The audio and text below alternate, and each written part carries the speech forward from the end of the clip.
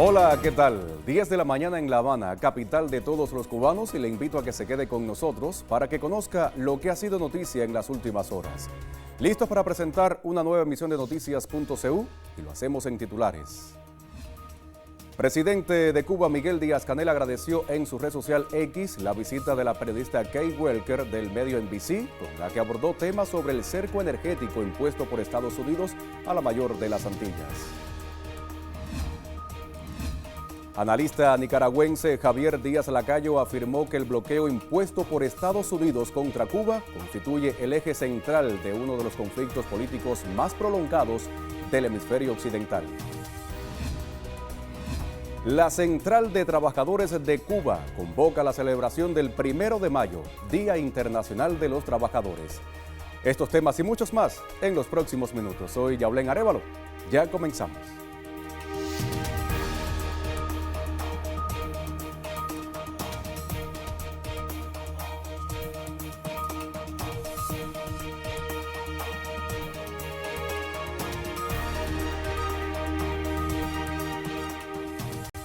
Lo anunciaba en titulares, el presidente de Cuba, Miguel Díaz-Canel Bermúdez, concedió una entrevista a Kristen Welker, periodista del programa Meet the Press de NBC News.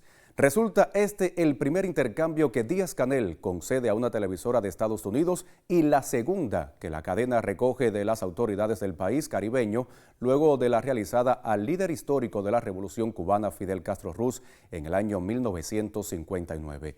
El mandatario cubano reiteró las convicciones del proceso revolucionario, en el que no hay espacio para la intimidación, la sorpresa o la derrota. Luego agradeció en su red social X al equipo de este medio estadounidense. Agradezco al equipo de Meet the Press y a la periodista Kay Welker de NBC su visita a Cuba y la oportunidad que nos han dado para exponer nuestros puntos de vista sobre la difícil situación que atraviesa el país tras 4 meses de cerco energético sobre 6 décadas de bloqueo económico, financiero y comercial.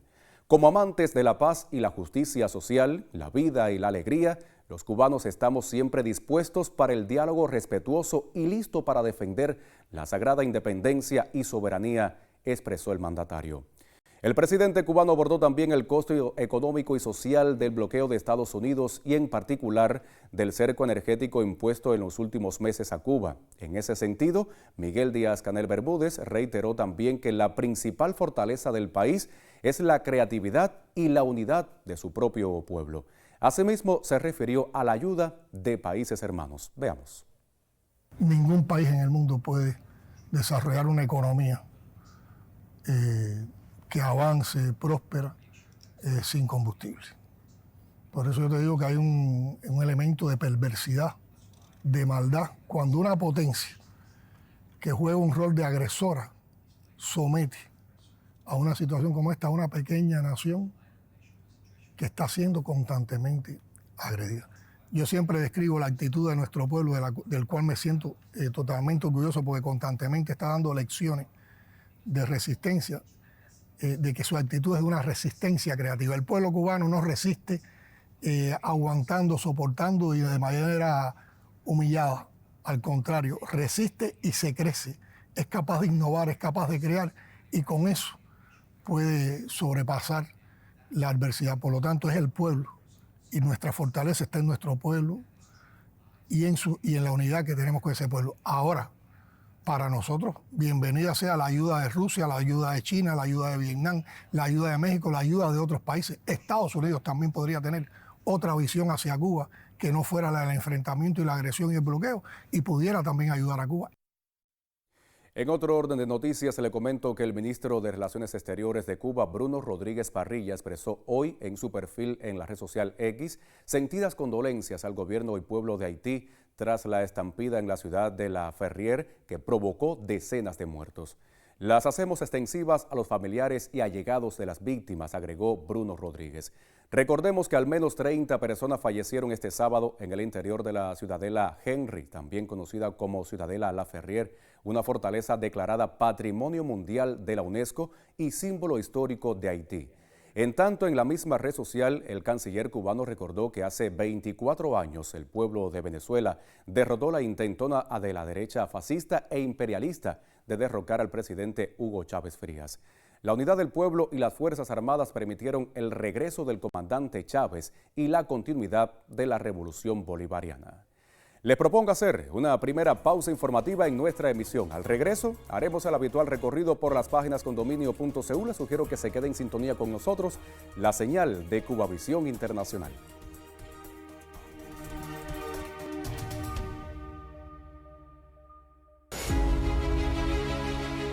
Hay algo que no nos gusta, y no nos gusta que nos amenacen. No nos gusta que traten de intimidarnos. No nos gusta. Además, nuestro pueblo hace tiempo que ha perdido ya la idea de lo que es el miedo.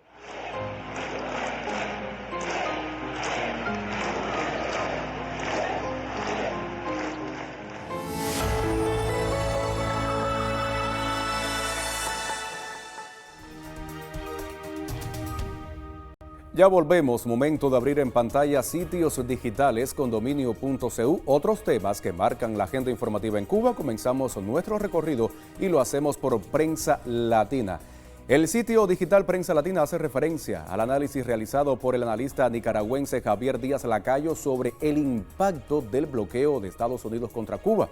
Díaz Lacayo hizo referencia a recientes declaraciones a medios de prensa internacionales ofrecidas por el presidente Miguel Díaz-Canel, quien señaló que Washington debería revisar cuán cruel ha sido con Cuba, en alusión al impacto sostenido de esa normativa unilateral. El experto recordó que tras el triunfo de la Revolución Cubana en el año 1959, el gobierno estadounidense consideró el nuevo rumbo político de la isla como una amenaza estratégica, lo cual derivó en acciones de presión económica y diplomática, así como en operaciones encubiertas y confrontaciones propias de la Guerra Fría. Pasamos desde la red de redes también a Radio Rebelde. El portal de Radio Rebelde, emisora de la Revolución, destaca que el ministro de Relaciones Exteriores de Cuba, Bruno Rodríguez, agradeció hoy las manifestaciones de apoyo efectuadas en varias ciudades de Europa en rechazo al bloqueo estadounidense contra la isla. Bruselas, Roma y París fueron escenario ayer de movilizaciones en apoyo al pueblo cubano, en un contexto de creciente articulación entre organizaciones sociales, políticas y sindicales. Han puesto de manifiesto un mensaje común, y es el siguiente: Cuba no está sola.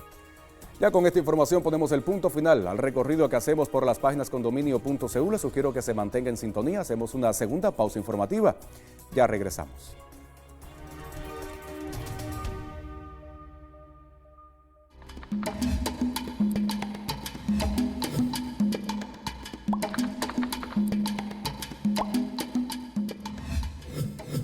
Sí hay bloqueo, sí se ha recrudecido, sí nos enfrentamos a una guerra económica, sí nos desprecian, sí nos intoxican vulgarmente, obscenamente y cargados de odio en las redes sociales.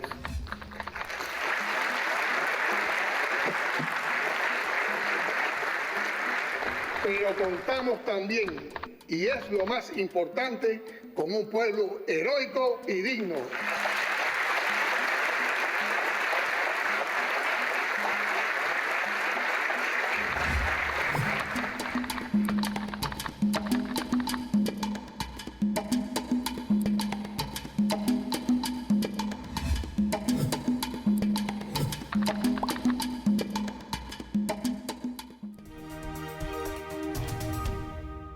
Estamos de vuelta con otro contenido. La Central de Trabajadores de Cuba convocó a la celebración del 1 de mayo, Día Internacional de los Trabajadores, bajo la idea movilizativa La Patria se defiende. En ese sentido, exhortó a celebrarlo en desfiles y actos en cada colectivo laboral, poblados, municipios y provincias, con racionalidad frente a las restricciones impuestas por el bloqueo estadounidense recrudecido. De igual manera, invitó a los amigos de Cuba en el mundo a que acompañen como cada año a celebrar este día y a su vez agradeció de antemano por su solidaridad. Asimismo, subrayó que la convicción en esta fecha será por Cuba Juntos Creamos, impulsada por las prioridades definidas por el partido en defensa de la patria socialista. El trabajo voluntario y productivo en el organopónico de Cojimar fue el escenario para convocar a la celebración del 1 de mayo. El documento denuncia el recrudecimiento del cerco imperial con un inhumano bloqueo energético destinado a asfixiar a Cuba en el año del centenario del comandante en jefe Fidel Castro Ruz. En medio de este escenario, la Central de Trabajadores de Cuba, sus sindicatos nacionales y la Asociación Nacional de Innovadores y Racionalizadores convocan a la celebración del 1 de mayo, Día Internacional de los Trabajadores, bajo una idea cardinal y movilizativa: la patria se defiende. La convocatoria subraya que celebrar el 1 de mayo es demostrar la unidad y el patriotismo de los cubanos. Exhortamos a celebrarlo en desfiles y actos en cada colectivo laboral, batalles, poblados, municipios y provincias, con la racionalidad que hemos tenido que asumir frente a las restricciones impuestas por el bloqueo recrudecido. Hecha la invitación a los amigos en el mundo que acompañen al pueblo cubano en la fecha obrera. A ellos les agradecemos de antemano por su solidaridad y por tener el valor de compartir nuestra suerte en medio de una amenaza militar real, que lejos de amedrentarnos, nos hace repetir con optimismo y confianza en la victoria el verso glorioso de nuestro himno nacional: morir por la patria es vivir. Inspirados en las enseñanzas del general de ejército Raúl Castro Ruz, la CTC, los sindicatos nacionales y la ANIR exhortan a celebrar el 1 de mayo. Que nos estremezca como país desde la unidad y el compromiso de ser útiles, aportar y defender el proyecto que Martí soñó, Fidel cumplió y que bajo la conducción del partido, encabezado por el primer secretario Miguel Díaz-Canel Bermúdez, junto a los trabajadores, no nos dejaremos arrebatar. Al acto de convocatoria en el organopónico de Cojimar asistió el también miembro del Comité Central del partido y su primer secretario en La Habana, Libán Izquierdo Alonso, junto a otros dirigentes partidistas de la Central Obrera y el gobierno provincial. El llamamiento al 1 de mayo fue dado a conocer simultáneamente en todo el país al concluir la Jornada Nacional de Trabajo Voluntario y Productivo. Será una celebración de unidad y patriotismo porque la patria se defiende. Y con este reporte del periodista Sin Castillo finaliza nuestra emisión de Noticias.cu. Gracias por acompañarnos. Los dejo ahora con Hernández Truján, también aquí en Cuba Visión Internacional con Zona Deportiva. Gracias por acompañarnos.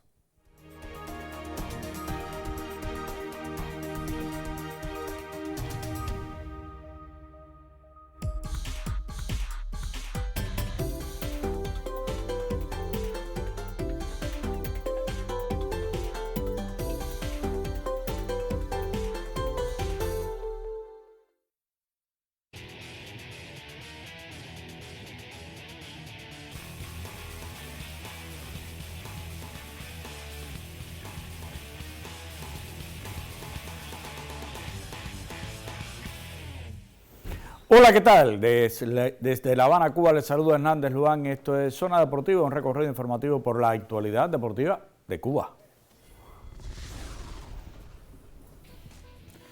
Cuba sumó 10 boletos hacia Taekwondo Dominicana 2026. Fútbol femenino con destacadas incorporaciones para partidos de clasificación mundialista.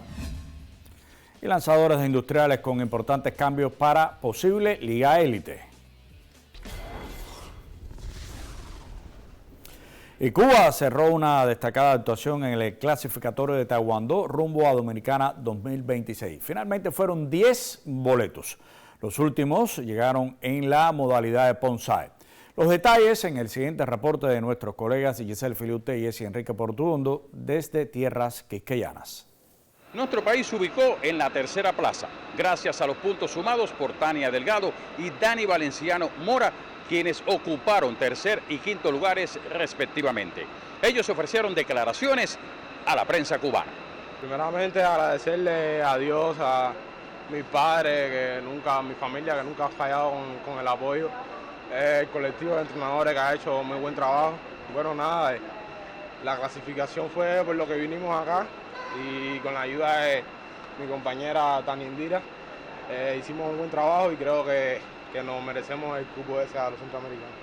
Se lo merecen de sobra, porque además para ti, que es primera vez que estarías en unos Juegos Centroamericanos y que eres un atleta muy joven y que está en proceso de crecimiento. Sí, claro, ya sabes, el nervio un poquito siempre lo hay en un evento como este, no es para menos, es un evento muy grande, con atletas de calidad demasiado alta, pero bueno, nada, salimos a hacer lo mejor y eso es el resultado. Súper contenta, pues ya mis compañeros de combate ayer obtuvieron todos los cupos, solamente faltaba el punce y aquí se lo estamos dando a todo el pueblo cubano, a toda la familia de taekwondo. Una actuación perfecta, diríamos que un 100% de efectividad del taekwondo cubano. En efecto, como bien decía, se quedaba la modalidad de punce, pero ustedes, estos dos santiagueros, no se iban a quedar fuera. No, nosotros vinimos muy concentrados, con calificaciones muy buenas, por encima de 8, y eso nos pone en un buen lugar para estos clasificatorios y bueno, nada, ahora nos queda prepararnos para lo que viene, que son los Juegos Centroamericanos, y vamos a darle con todo. Continuamos ahora acercándonos a la balonmanista Daniela Rams. La guardameta cubana fue figura fundamental de su club para lograr el último cupo a la postemporada en la Primera División de Italia. Con el resumen de su actuación, la matancera le ofreció declaraciones al colega Eduardo Marrero.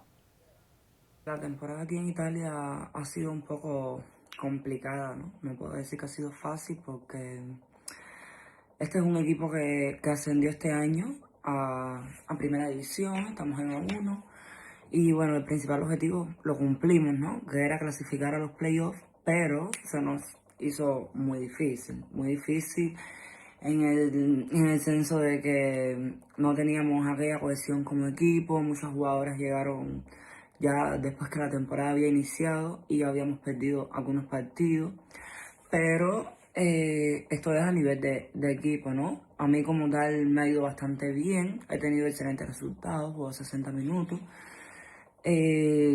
Obviamente no todos los partidos pueden ser estelares, pero mi trabajo se ha visto todo el tiempo. Nunca le he bajado ni un poquito porque, bueno, eso fue que vine aquí. Y nada, súper contenta de haber clasificado a los playoffs. Será muy difícil tener más partidos en los playoffs porque clasificamos en el último puesto ya y nos toca jugar con el primero de la tabla. Un equipo como el Elche que es súper fuerte, tiene un montón de jugadores extranjeras. Pero nada, jugar los partidos que nos quedan de los playoffs y seguir dando lo mejor de mí. Cecilia Aldana y Catherine Rodríguez se regresarán a la selección cubana de fútbol para el último partido de clasificación mundialista de CONCACAF contra Panamá. Según confirmó a nuestro noticiero Olier Rodríguez, presidente de la Asociación Cubana de este deporte, el llamado responde a la necesidad de un sistema ofensivo óptimo para enfrentar al equipo favorito. Cabe destacar que las panameñas han ganado la mayoría de las presentaciones, incluida una goleada de 6 tantos en su debut. Aldana ha mantenido su estabilidad a nivel de clubes justo después de anotar un doblete en el empate de las nuestras con San Cristóbal y Nieves. A su vez, Katy Rodríguez marcó un hat-trick mediante penales contra Curazao en el encuentro celebrado en el Estadio Antonio Maceo de Santiago de Cuba. Justo después de ese partido, las nuestras doblegaron a domicilio a Aruba para llegar en excelentes condiciones al último encuentro. La directora técnica, Elizabeth Koff, necesitará la mejor versión de ambas exponentes, especialmente en las transiciones ofensivas. Y los primeros juegos de béisbol en el territorio que hoy se nombra Camagüey data de finales del siglo XIX. Con ellos también los cubanos daban muestras de nacionalismo al adoptar prácticas totalmente distintas a las que impulsaban los españoles. Sobre el lugar exacto y practicantes de inicio, verse el siguiente trabajo del colega Roberto Carlos Serrano. Está comprobado que es la actual Plaza de la Revolución Mayor General Ignacio Agramonte el lugar donde por primera vez se efectuaron juegos de béisbol en Camagüey. Algunos historiadores y recopiladores han hecho mención del hecho de manera superficial. Sin embargo, el primero en estudiar a fondo el asunto fue el periodista Oreidis Pimentel Pérez.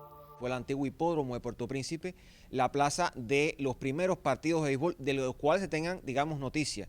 En 1888 se hacían dos bandos, el azul y el punzó. En este caso el punzó hace una referencia al rojo en francés. Y con la orquesta de Saturnino, una orquesta que amenizaba las tertulias, las retretas del Casino Campestre y las del Liceo de Puerto Príncipe, pues entonces era un evento social. El propio historiador Pimentel Pérez realizó una exposición sobre un estudio inédito en el contexto de los 160 años de la llegada de los primeros implementos del deporte de las bolas y los strikes a Cuba. Pocas personas conocen porque es el deporte nacional, de hecho no está en la historia de Cuba, no se imparte en las escuelas. Entonces se hizo un modesto intento por rescatar un poco que la historia de la llegada de estos primeros implementos con los hermanos Guillot. Oreidis Pimentel Pérez es uno de los que ha demostrado cuán influyente ha sido la llegada del béisbol a Camagüey durante el siglo XIX y cómo luego de la intervención norteamericana fue impulsando el gusto popular hacia una práctica que pasó de personas acaudaladas a toda la composición económicamente hablando de los grupos poblacionales en el territorio.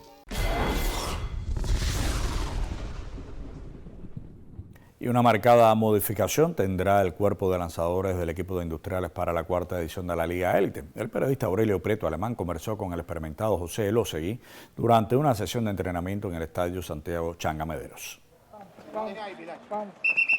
Sin dudas, esta área del equipo de Industriales va a ser una de las más renovadas ahora para la élite. Sí, precisamente por eso es que el grupo de entrenadores decidió incorporar a los muchachos antes para irlo trabajando, irlo dotando de las herramientas que se necesitan para poder lograr el objetivo que siempre persigue el equipo. Eso, evidentemente es un grupo de lanzadores muy jóvenes porque la gran parte de los lanzadores del equipo, los que más trabajan, están en contrato en el extranjero y sobre este grupo va a recaer parte importante del trabajo durante la élite. Entonces, con un tiempo estamos tratando de irlo dotando desde el punto de vista físico, pero desde el punto de vista técnico, desde el punto de vista táctico, irlo engranando de forma tal de que logren llegar lo más listo y alto posible para poder enfrentar la élite que se avecina.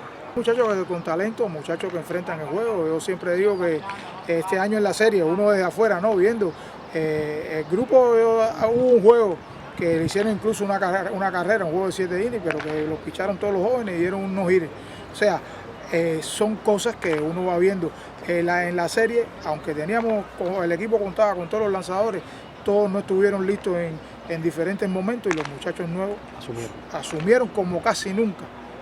Los más jóvenes en otros tiempos pudieron hacer el trabajo. Pienso que eso para primer año es muy importante y según ellos vayan caminando en esta serie, los resultados deben ir mejorando. Entre los consejos que te escuchaba que le decía a los muchachos es enriquecer el repertorio.